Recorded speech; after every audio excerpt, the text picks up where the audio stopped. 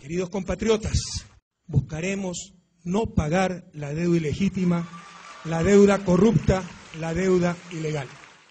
Ecuador lo que hizo fue decir, primero antes de pagar quiero saber qué debo, cómo son las deudas, cómo son los contratos. Y sobre lo que surja de ahí, voy a decir si se paga o no se paga.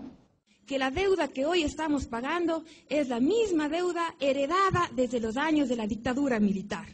Habría que considerar que esto es una especie de delito de ejecución continuada, ¿no? Porque arrastra su origen de la dictadura y continúa, se refinancia y sigue con ese arrastre hasta el día de hoy.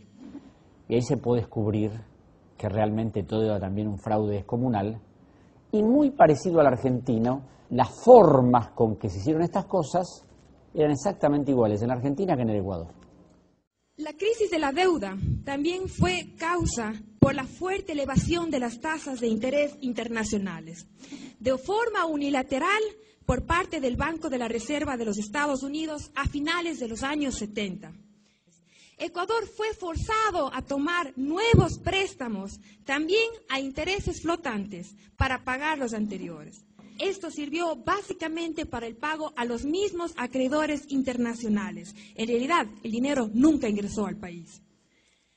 Y esto tiene una analogía porque cuando la Justicia Federal de la Argentina investigó la deuda de la dictadura militar, los peritos oficiales determinaron que en la totalidad de los casos se ignora el destino de los fondos de la deuda. El tema de Ecuador fue interesante porque las organizaciones de la sociedad civil venían peleando desde hace más de 10 años por este tema de la deuda, porque también hubo estatización de la deuda como acá, porque también hubo emisión de títulos como acá. Entonces ellos decían que esto había que aclararlo primero antes de pagar. También es importante señalar el traspaso de la deuda privada al sector público. El Banco Central del Ecuador en el año 1983 asume la deuda externa del sector privado como deudor ante la banca acreedora internacional por un valor de 1.371 millones de dólares. Toda esta deuda, evidentemente, y esta subida de las tasas de interés fue tan impactante para el país que el país pasó 6 años sin poder pagar esto. El Ecuador, desde el año 86, entra en mora. De acuerdo al Estatuto de Limitaciones de la Corte de Nueva York, a los 6 años la deuda, que era de alrededor de 7.000 millones, prescribía. Y el 9 de diciembre en Nueva York, en un acto unilateral, se firmó la renuncia a la prescripción de la totalidad de la deuda. Hubo complicidad de los organismos del Estado. Ningún funcionario del Congreso Nacional hizo alguna objeción a este documento porque nadie sabía nada de esta ignominiosa renuncia a los derechos. Esta deuda fue nuevamente cambiada por los denominados bonos Brady. Y hubo un señor, Nicholas Brady, secretario del Tesoro, que dijo que si se cambiaba esa deuda por bonos que se podían vender en cualquier parte, se podía hacer una quita de la deuda. Y la mayor parte de los países latinoamericanos accedieron a eso.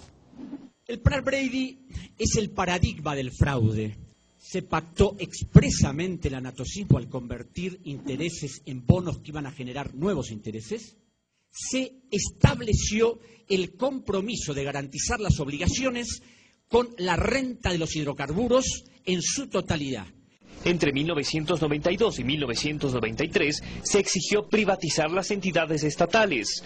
Deliberadamente, como oportunamente también se hizo en la Argentina, se estableció que los recursos de petróleo y de gas tenían que responder específicamente a la deuda.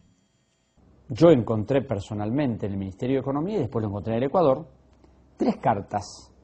Una dirigida por el Fondo Monetario a la comunidad financiera, o sea, a todos los bancos. Otra por el Banco Mundial y otra por el Banco Interamericano de Desarrollo, por el BID. ¿Qué se pedía en esas cartas?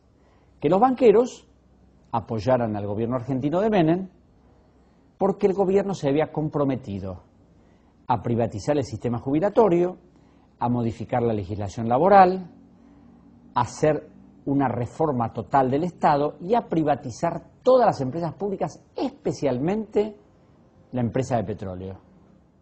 El plan Brady tiene una enorme cantidad de cláusulas confusas, extensas, y una de ellas burlesca, porque en una de las cláusulas, a los efectos de fijar un plazo en el cual el Ecuador tuviera derecho a algún tipo de cuestionamiento, la cláusula decía que el Ecuador tendrá derecho a esto después de 21 años menos un día de la muerte del embajador de los Estados Unidos en la Corte St. James, Joseph Kennedy. Es decir, que cuando se extinguiera la familia Kennedy, recién el gobierno ecuatoriano podía efectuar algún tipo de reclamo. La familia Kennedy posiblemente se extinga en el año 3000, si se extingue. Entonces, después de esa extinción, el Ecuador va a tener que esperar 21 años más para hacer algún reclamo. Ahora, yo esto lo he consultado con juristas extranjeros y no podían entender que un país hubiera firmado eso. Porque no es una cláusula normal, es una burla, es tomar el pelo a un país. Y señores, ¿se dan cuenta que yo hago con usted lo que quiero? Pongo los plazos que quiero, digo lo que quiero y ustedes firman igual. Yo supongo que cualquier persona que firma un contrato no supone que está firmando un acto delictivo o un acto ilegal.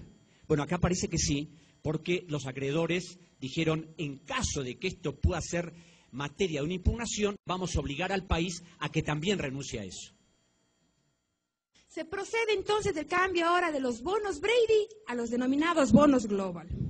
También los Global arrastran todo este proceso de ilegalidad. En estos contratos de deuda, hay que tenerlo en claro, se quebrantó el orden jurídico en su totalidad.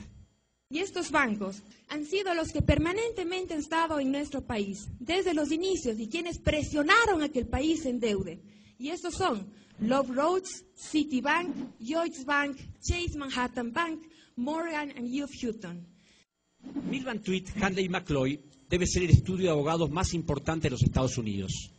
Además de asesores legales de JP Morgan y del Chase Manhattan Bank, es una oficina de abogados que prácticamente ha estructurado todos los contratos en todos los países latinoamericanos y en el Ecuador los hizo siempre, desde los finales de la dictadura militar hasta la última negociación.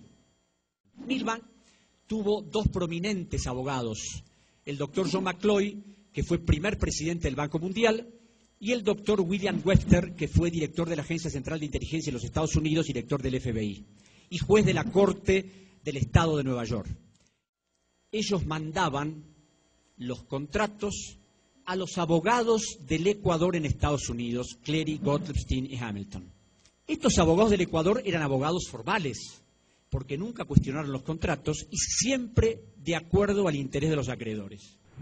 En resumen, y como conclusiones, la estructura de todas estas operaciones, las complicidades, los manejos espurios, el quebrantamiento del orden jurídico, la renuncia a todos los derechos, la abdicación de la soberanía, la aceptación de actos ilegales, la inclusión de cláusulas contractuales violatorias de los principios generales del derecho, la convalidación del fraude como un modo convencional de someterse a las exigencias de los acreedores, desconocer que el Ecuador no es un Estado cuando contrata, sino un vulgar comerciante que puede ser tratado de cualquier manera en cualquier insignificante tribunal de cualquier país, no siéndole reconocido en ningún caso su dignidad como nación soberana en esta infame historia de la deuda de los últimos 30 años.